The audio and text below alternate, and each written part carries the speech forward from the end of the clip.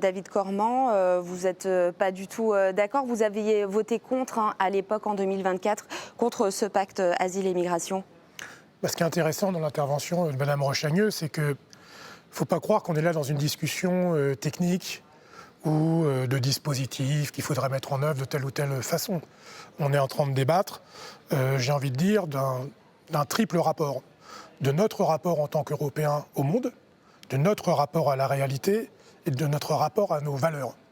Pour le rapport au monde, je pense que c'est une erreur funeste de la part de l'Union européenne de considérer en quelque sorte que nous serions en guerre contre celles et ceux qui voudraient nous rejoindre. Surtout que beaucoup de ces personnes qui cherchent asile dans l'Union européenne viennent de pays qui ont un passé commun avec des pays européens. C'est notre histoire coloniale. Il ne s'agit pas de la ressasser sans cesse. Il s'agit de comprendre que le monde entier, notamment le Sud global, considère que dans la relation qu'il a eue historiquement avec l'Union européenne, il y a eu un phénomène de domination. Et dans le moment géopolitique dans lequel nous sommes, tourner le dos et fermer la porte à ces peuples est une erreur. Donc là, il y a une question de rapport au monde. Il y a le rapport au réel, parce que ça a été dit, ces flux migratoires, ils ne vont pas être arrêtés parce qu'on va décider d'être plus dur, plus raide ou que sais-je. Quand vous êtes poussé par votre force vitale à quitter là où vous vivez, parce que vous voulez survivre avec votre famille, vous pouvez mettre toutes les règles que vous voulez. À part rajouter du désordre, vous ne ferez rien. Et puis il y a le rapport aux valeurs. Moi, j'insiste toujours sur ce point. De mon point de vue, l'Union européenne ne se définit pas uniquement par ses frontières. Et c'est un désaccord, je crois, fondamental que nous avons. Il se définit par ses valeurs, par son histoire. Et notre histoire, et pourquoi on a fait l'Union européenne, pourquoi nous sommes dans ce bâtiment ici, à Strasbourg, à la frontière entre la France et l'Allemagne? Parce que nous avons voulu construire un espace de valeurs qui tournait le dos au déni du respect humain. Et ça, c'est quelque chose qu'il faut comprendre. Et pour moi, ce qui est très douloureux dans ce qui a été voté et ce qui a été acclamé par les amis de Mme Rochagneux avec des mots immondes hier dans cet hémicycle, pourtant sacré par rapport à nos valeurs, c'est qu'on tourne le dos à tout ça. Donc moi, j'aimerais qu'on pense à cette question de qu'est-ce qui nous définit en tant qu'Européens dans notre rapport au monde. Et ça, c'est un bascule. Je pense qu'il y aura un avant et un après cette semaine au Parlement européen, sans doute pour réjouir les amis de Mme Rochagneux, mais moi qui me désole. Le texte prévoit donc des procédures de retour renforcées, la possibilité de créer des centres de rétention hors de l'Union européenne. Vote qui s'est conclu par 418 voix pour, 218 contre, un texte voté à une large majorité. Vous avez commencé à l'évoquer, David Corman. Ce qui s'est passé cette semaine dans l'hémicycle du Parlement européen, c'est un scandale pour vous ? Oui, mais au-delà du scandale, je pense que c'est une forme d'outrage de ce bâtiment et des valeurs qu'il y a. Mais c'est mon ressenti et mon sentiment personnel. Qu'est-ce qui vous choque le plus dans ce règlement, dans ce texte ? Mais c'est pour ça que je parlais de désordre.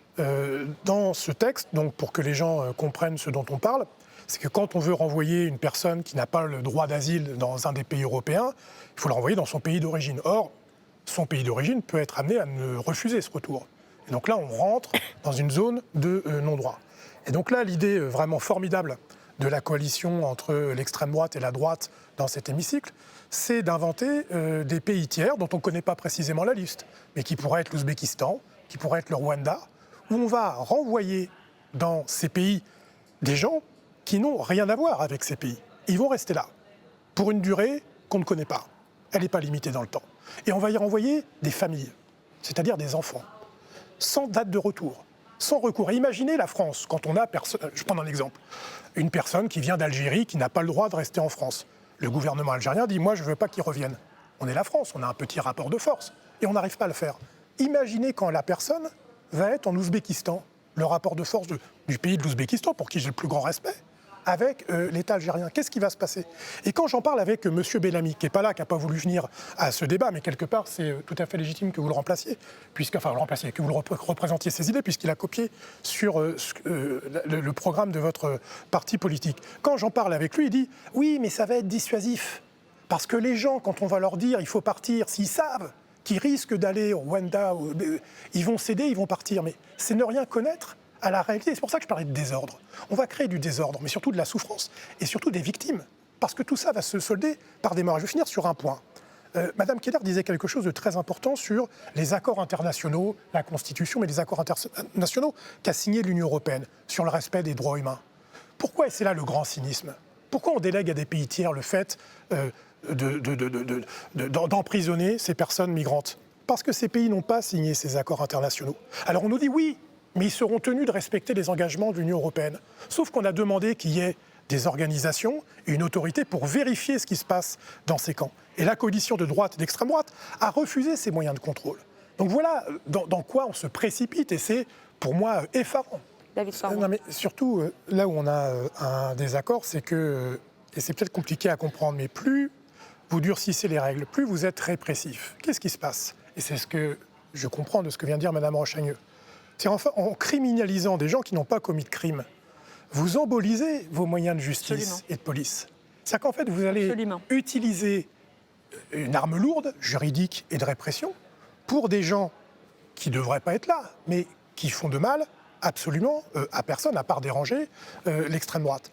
Et donc ça pose des problèmes de sécurité. Parce que moi, ce qui m'intéresse, avec une gestion de la migration qui soit correctement organisée, où on accueille correctement les gens, c'est justement de concentrer nos efforts sur le pourcentage de personnes qui posent problème. Autre élément, quand vous durcissez encore plus le parcours migratoire des personnes, vous courez un risque important, c'est que des personnes qui n'ont pas de problème au départ vont subir de tels traumatismes, de tels drames, un tel acharnement, que vous avez des phénomènes de maladie mentale qui, là, peuvent poser un problème pour la société. Heureusement, pas aussi dramatique que ce qui vient d'être évoqué, mais qui pose un problème, y compris d'intégration.